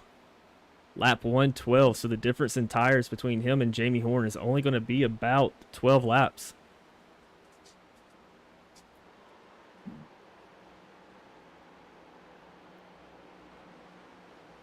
Now the question is, where are they going to be lining up when Thompson comes out? That's going to be the interesting part. I mean, I believe Thompson's taking 4 tires here too. He did. He took 4 tires. He's coming out right now. He's going to be a lap down. He's going to have to burn it up to make up this time. Yeah, which is really interesting. Can you tell me how many tires did Jamie take on his last pit stop? I do not know. Okay. I'm sure there's a way to tell over here. I have so many buttons, and I'm still learning every single week what all these buttons do.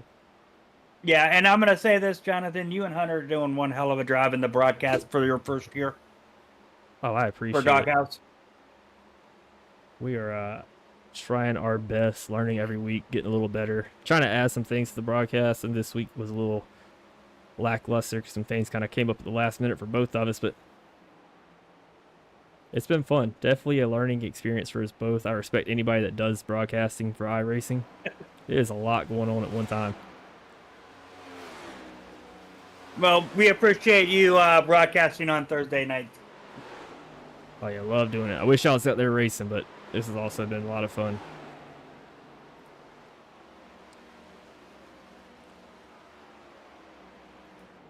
Now the question is you think Simon might be able to kind of catch Jamie at this point?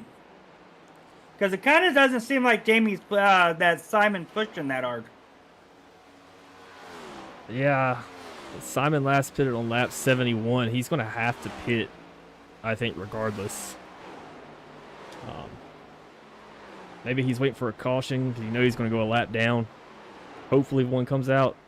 But that's a pretty bold strategy with everybody spread out tonight as they are. Everybody's racing pretty clean.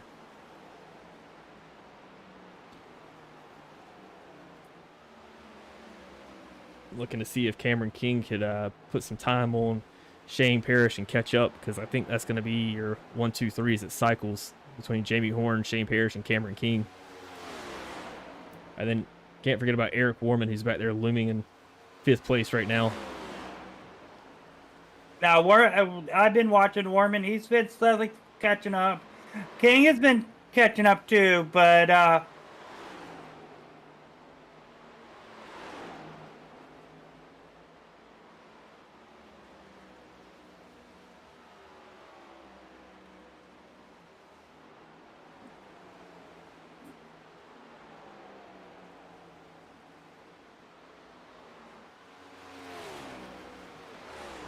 Yeah, it looks like Warman has been making a little bit of time on our leader here.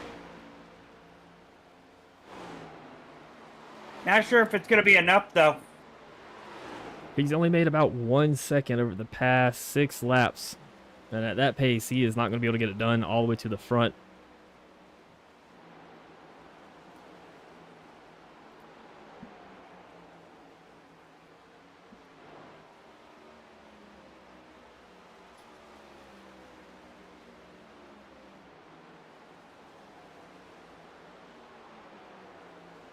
But we do have about 30 to go. Jamie Horne's going to be your leader right now. Been leading a lot of laps tonight. Got about a 4.3 second lead over Chris Simon, who is still yet to pit. That cycle's got to be coming up soon. Has to be within the next 20 laps for sure. But Shane Parrish is making a run here on Chris Simon, trying to chase him down.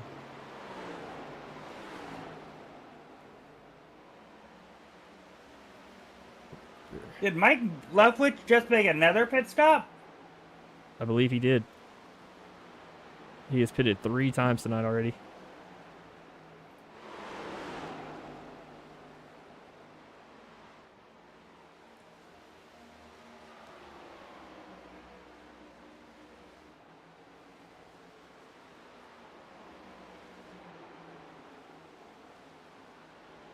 Trying to look for some more of our close battles going on. Shane Parrish is now only about 2/10, 1/10 away from Chris Simon, trying to make a move here, looking to the inside.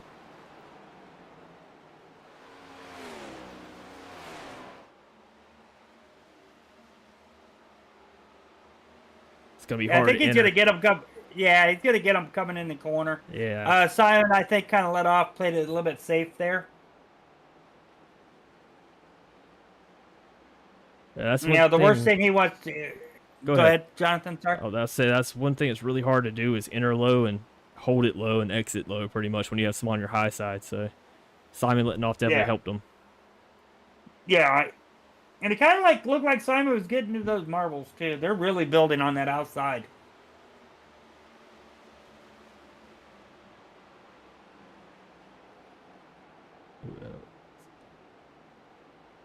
So we have Gary Clune trying to run down Justin McMahon here.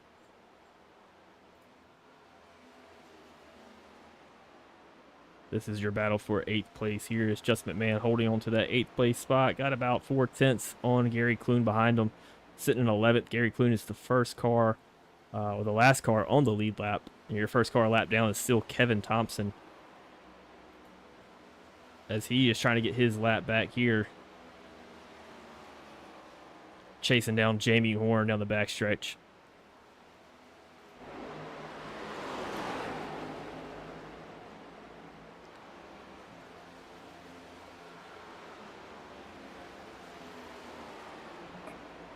Yeah, and if I'm Kevin Thompson, I want to try to get past Jamie as fast as I can. Yeah, get back to your line, and you got 25 laps to go all the way around the track one more time and catch up with him. Yeah. And the way I kind of see it, with the way Thompson's moving, I'm kind of wondering if he can get that 6th place. A caution comes out, and he's right back in it. Yeah, that pass definitely helps him out. Also helps out Steven Bonomo, who is your first car on a lap down right now. So if the caution does come out, he will get the lucky dog, putting him back on the lead lap. Yeah, Steven's been doing a good job this year too, from what I've been seeing. Oh yeah. I gotta give him props for the improvements that he's made. He's definitely been putting in the time. I know he messaged me a lot about some practice sessions that he's throwing up, and it's usually every single time I've got something going on. But they are helpful. Yeah, they are. You know, I'd say this. The more seat time you put in, the better you are. Just goes with anything in life. But the amount of seat time that they put in, you know, it seems like I'm always busy just as much when everybody else throws up a practice. Oh yeah, that's the way it goes. I know somebody that puts in a lot of seat time is Shane Parrish. He talks about it every week. Running those sim races. I don't know if he wants me to say this or not, but I know that he's gone as far as to creating his own sim roster that kind of reflects some of the driving styles in the Doghouse Racing League, so that he can get a good comparison. And I mean, he's got 4 wins this season, so it's definitely paying off for him. It's paying off, but my hat's off to him for having the time to do it. You know, some of the, you know, it always impresses me on how much time they do. And the fast ones always put time in.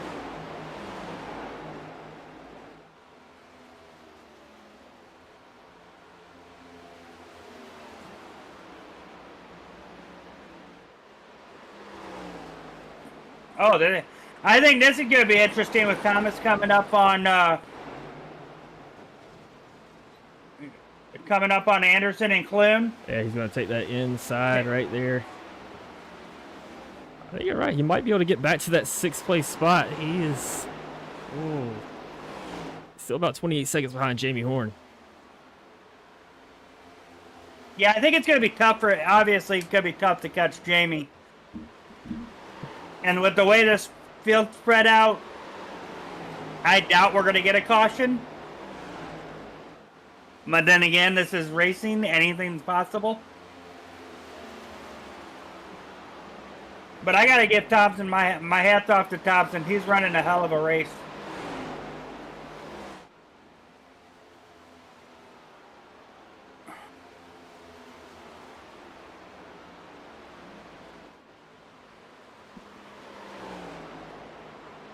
Looks like we got a tough little battle with Anderson and McMahon potentially as well.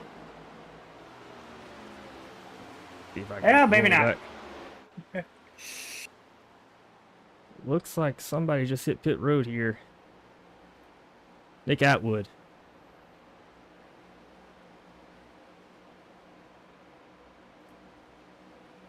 And then I had Daniel Wilkerson also go down pit road as well.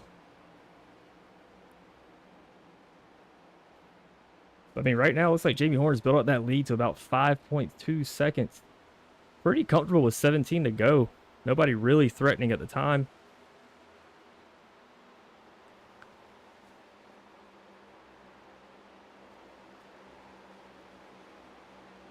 Yeah, Jamie's just putting on a show right now.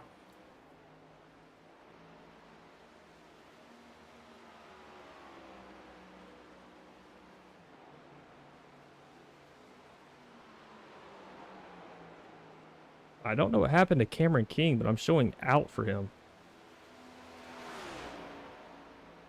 Yeah, not sure either. Yeah, he was pretty let me see fast. if I can find out.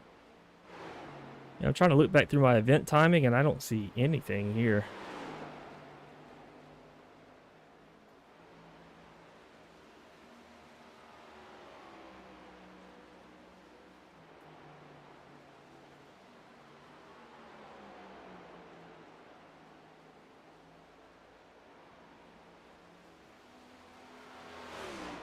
Oh, Eric Warman a little bit into the wall there, close to it.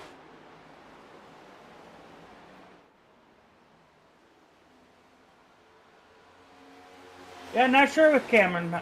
I hope everything's okay with him.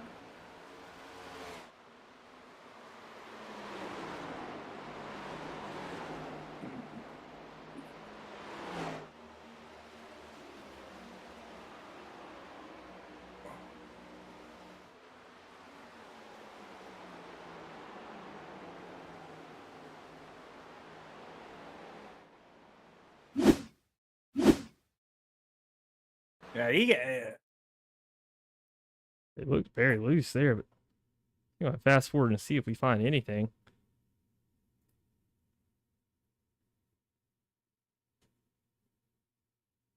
Nope. the only thing I saw, it was on lap 131. He kind of bumped the wall.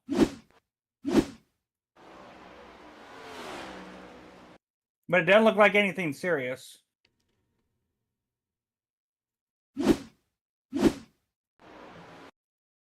Yeah, it looks like he brought it down and just parked it there in the pits, and that was it for him. He does have some right front damage there. Oh, yeah, there it is. Oh, Bumps the wall pretty hard there. He just brought it down pit road and just parked it. yeah. I wonder if he broke a toe link or something. That's an unfortunate night for him because he was running very strong. Like Jamie Horne trying to get around some lap traffic here. That is going to be the car that he owns there, and Zach Miller with that Horne-Simpson Racing. That's going to put Miller a lap down. So your last car on the lead lap right now is going to be Mr. Gary Clune, who is being threatened with that by Jamie Horne right behind him. Shane Parrish still about 5 seconds off. He has gained about 0.8 seconds over the past probably 5 laps now.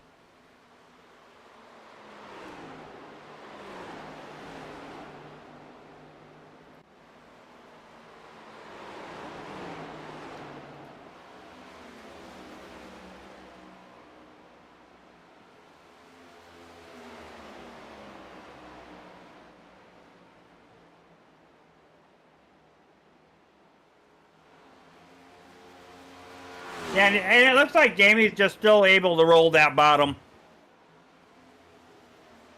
Yeah. Oh yeah, consistency is definitely key here, and Jamie's been super consistent all night, keeping it together and hitting his marks every single time. Yeah, I just saw Hunter in the comment. Hunter, hope everything's good with the wife, you know, and she heals up real well. If she has taken her medication, you should put her in the booth. That would be a good time. Jamie Horne's going to move past Gary Clune here. Gary goes to the high side and gives it to him. So now Gary Clune, your first car, a lap down. Kevin Thompson, who had a strong run earlier, was trying a different strategy, is still about 28 seconds behind the leader. I don't think he's going to have enough time to get around in 8 laps. No. And the way I see it is everybody's kind of giving and taking right now. They're not pushing too hard. Everybody's being real respectful.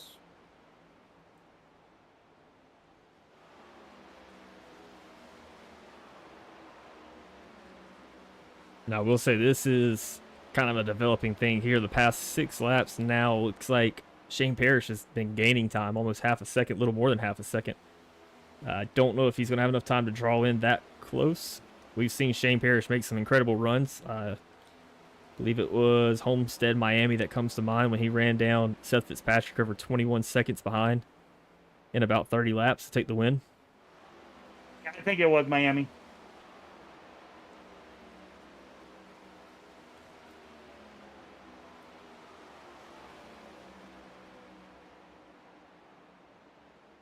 But it looks like that lap is going to be about even from what he ran with Jamie Horne on that last one. So Jamie Horne holding it down. Nobody really threatening him right now. Everybody's kind of spread out, running their own race.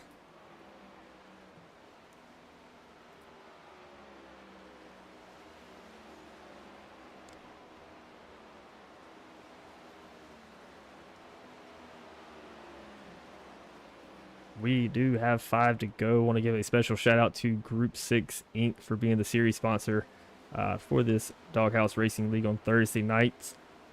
Thank you to Group6. Kind of convenient that we're showing Justin McMahon's car here at the same time. That was actually unplanned, but works out perfectly. Yeah, thank you to Group6 for keeping us in the booth here, keeping this league going. It's been a really good league. I'm actually kind of cautious about who I invite to this league, because I think the drivers are so good that I don't want to have any trouble. But yeah, it's been fun. I also want to give a special shout out to Shoney's for being our presenting sponsor. Can throw up a Shoney's car at the same time that we're doing this. Shoney's has been a league sponsor for Doghouse Racing League for as long as I have been in the league. So big shout out to them. Thank you very much. And also Mars Properties with Shane Parrish driving that 66 Mars Property car. And you know, he's probably not winning tonight because it's not sponsored by Mars Properties. I think he's won 3 of them that have been sponsored by Mars Properties. Yeah, I'm not sure, but I got to shout out to Group 6, Shoney's, Mars, all our sponsors, Butt Kicker. You guys all do it real well. And I do, shameless plug, but I want to thank Trackside NASCAR Outlet as well for their sponsorship of the 33 Chevy and the Tuesday night Gen 4 series as well. Absolutely. I always try to give them a plug whenever I can. I got the car sitting on my desk. I've had to hold off for about a month now from buying another one because I know if I get another one, I want another one and another one. Well, I know you got that Chase Elliott car. Yep. But just let you know, they got the Chase Elliott Child's Play car too for you. Oh, nice. And just make sure you go to NASCAROutlet.com. I need to get a. I have the Hendrix cars, like when they win, like the confetti on them. I think those are pretty good, but it's like Jamie Horne's going to cross the line uncontested here. 5-second lead, followed by Shane Parrish. Chris Simon going to pick up P3 here. And Eric Werman just shy of that, being able to pick that podium up. But all right, Jonathan, I'm going to let you go. I'm going to get back to what I was doing. Thank you for the broadcast. Thank you for letting me come in tonight. And one heck of a race. I just want to give out all the guys my hats off for the clean racing and being respectful out there. Absolutely. Thank you for joining me. It's been a pleasure. It's been a lot better than me doing it by myself, so I appreciate it. Well, thank you for having me. Yes, sir. Have a good night, guys. Thanks for everybody coming out. Yes, sir. Have a good one. You too.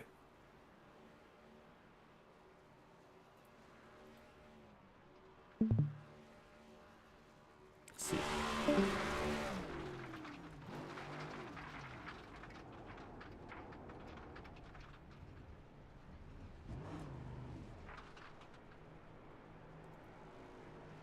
See Jamie Horne burn it down here.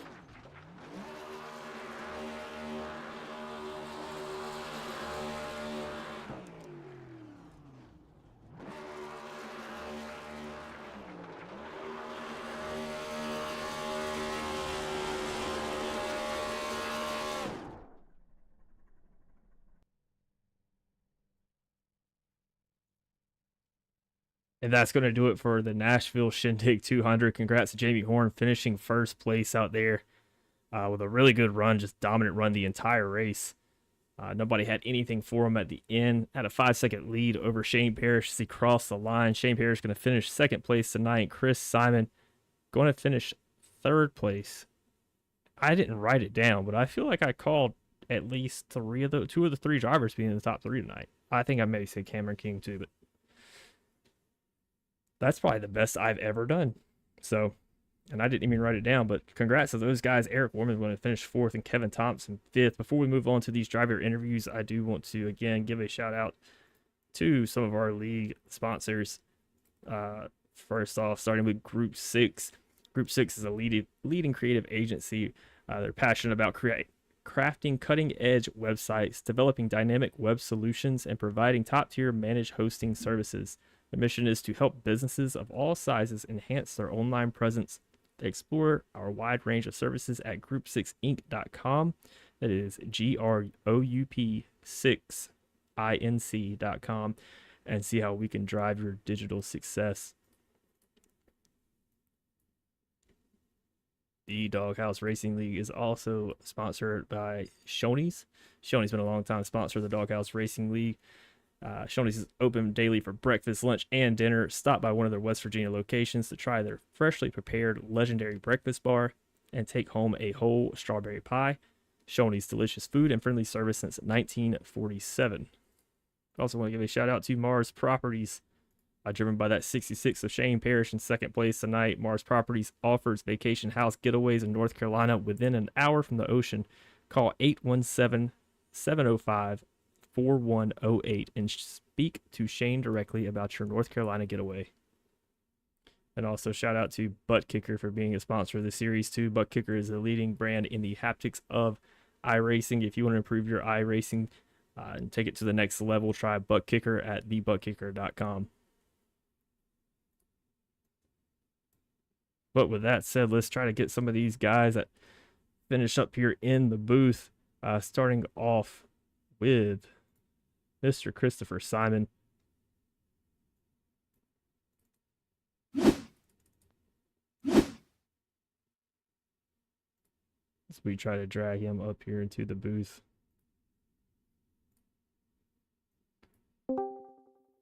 Chris, you got a copy of this in the booth? Yeah, I gotcha. Well, congratulations on P3 tonight, man.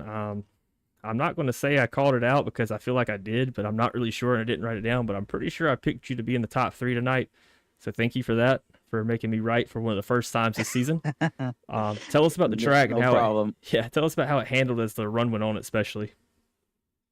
I said the track handled pretty well. Like I practiced a good amount yesterday in just getting through, especially turns 3 and 4 with that bump over there. But at first, I was getting a little more loose than usual. But afterwards, I was getting the rhythm down and just getting through that turn I got through it way better now with this race and all. So. Yeah, we were kind of wondering about pit strategies there. A lot of guys went a little earlier. Some guys went a little later. I believe you pitted on like lap 71-ish. What was the thought behind the pit strategy for you tonight? I figured with the low car count, I was banking that there's not going to be no cautions at all in that race. So and I wasn't too far ahead to the leaders. So I was thinking while they were pitting, I was thinking I should just either pit with them and just maintain where I am, or just stretch it out as much as I can if there's no going to be a caution. And that's what I did. And so after the first pit, I saved for like 6 or 7 laps, but afterwards I realized I was burning more fuel running it hard than I was like before. So figured it's like I had to keep saving afterwards, and just I was able to manage to get it to the finish line there in third. Did you make any changes following that pit stop there, or you just kind of keep the car the same way as it was?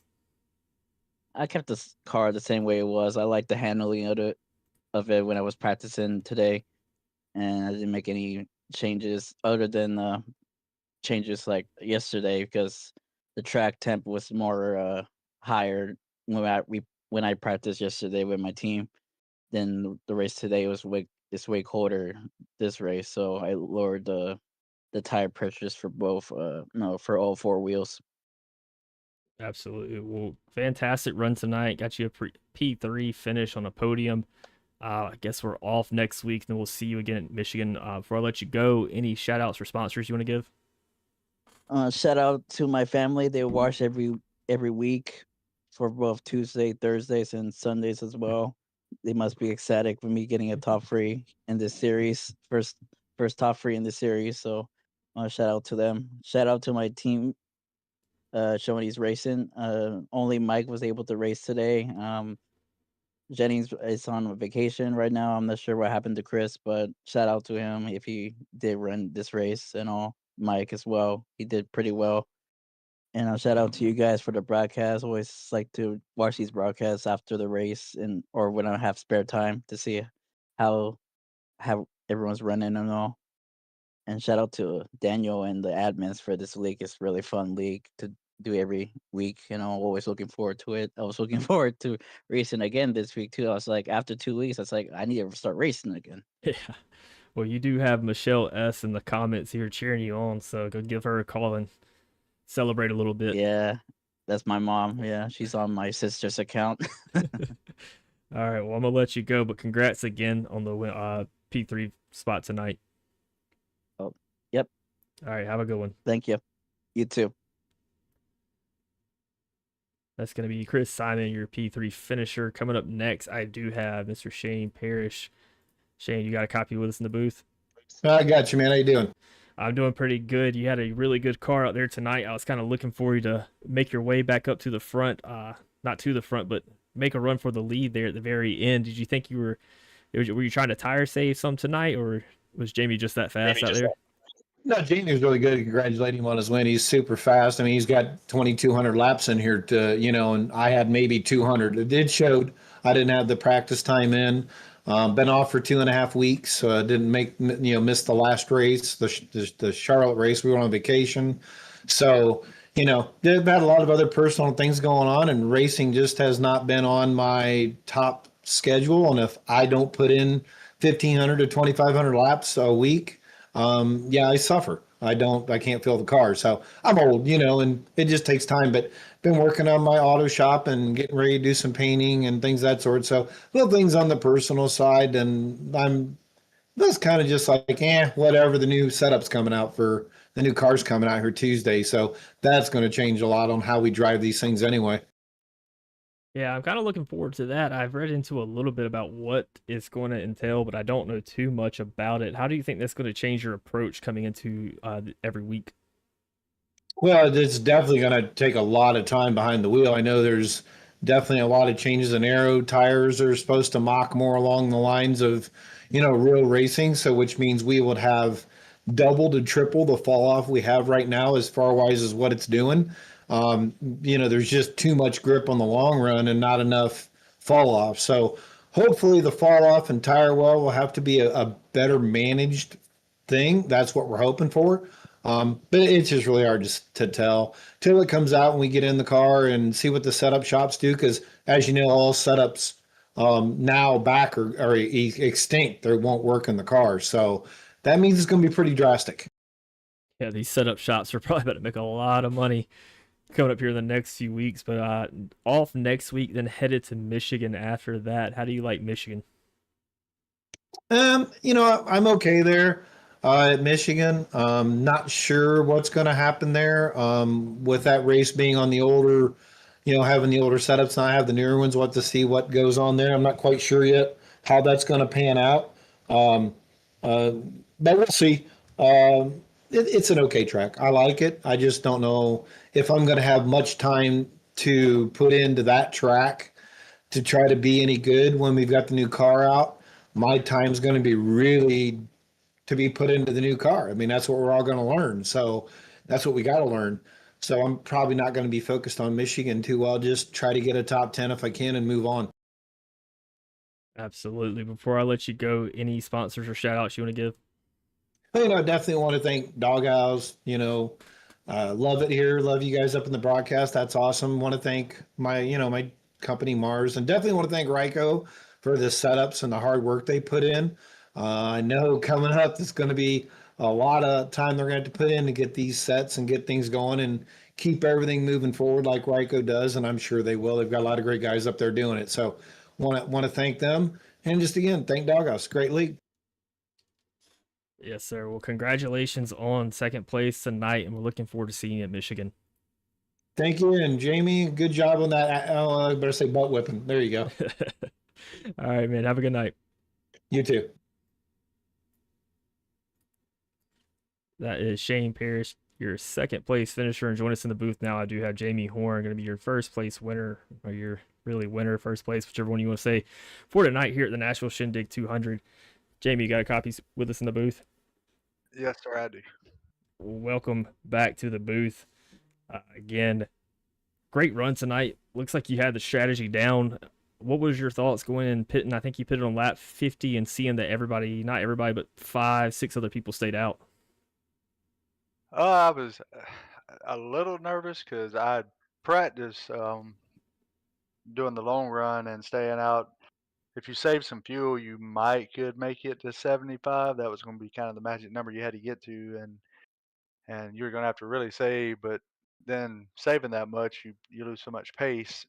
I didn't think it would work, but I wasn't 100% sure, and I was kind of watching. I was kind of interested because that was kind of one of my strategies I had thought about earlier in the week. So if it had worked, I would have probably kicked myself in the butt for not trying it. But it all come around and worked out for the best, or for me. Yeah, I think Daniel Wilkerson was able to stay out the longest. He stayed out till lap 73, couldn't quite pass the lap 75 threshold.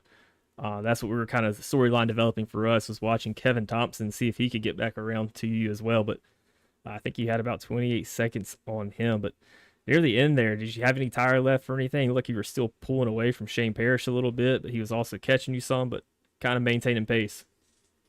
Yeah, I was watching it. I wasn't running as hard as I could just in case he got there. I kind of figured the only way he was going to get me was if I couldn't get through the lap traffic good enough. That I started losing a little bit of distance to him whenever I'd called.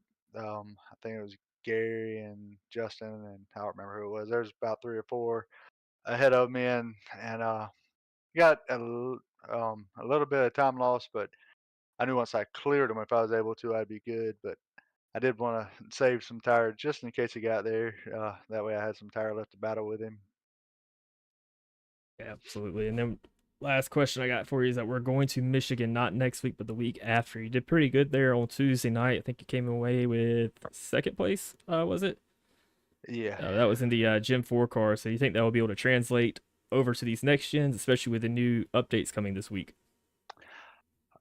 So I like Michigan. I do pretty good there normally. I don't know what's going to happen with the update. So I think that's going to be the big question we all have. Is I think we're going to do a kind of a test race on Thursday next week just to test out the updates and see how the car is. And none of us are going to have setups built off of the update, so it's going to be interesting to see who can figure out something next Thursday and bring it the following week in the actual race. So it's going to be interesting. It's going to be fun. I'm really looking forward to it. Honestly, throw a little curveball to us and see who can prevail.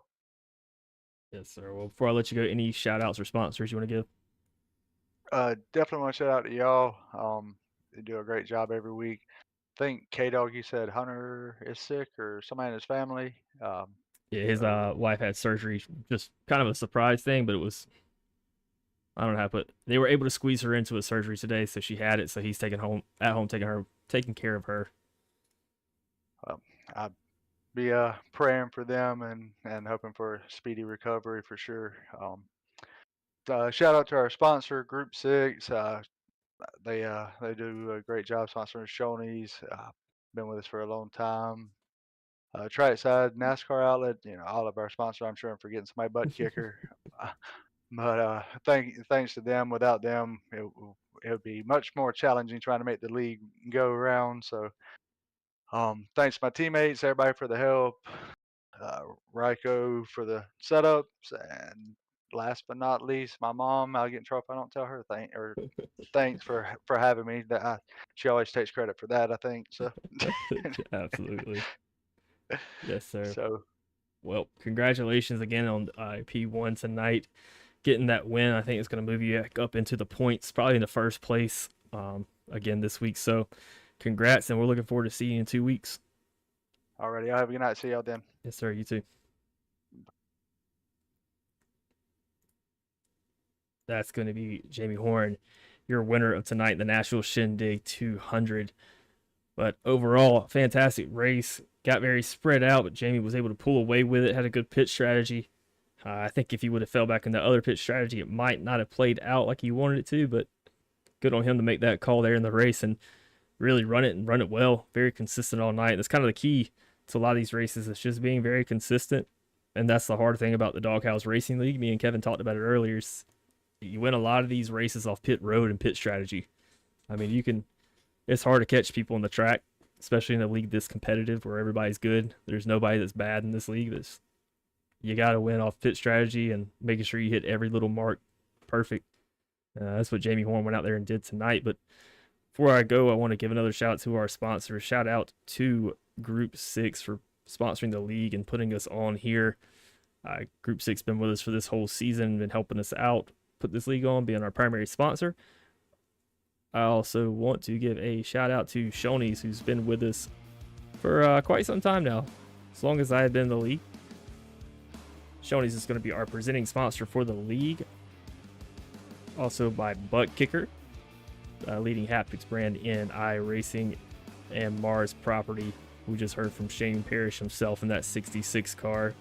And then also a little shameless self-plug by Nap Daddy Racing, which is our design shop, broadcasting shop. We do a little bit of everything, but be sure to check us out at napdaddyracing.com. But other than that, getting my stuff out of the way here, we will be back right here, not next week, but the week after at Michigan, 7:45. Going to be on Doghouse Racing TV. If you would like to catch some Doghouse Racing action before that, I believe there is a Truck Series race coming up this Sunday night.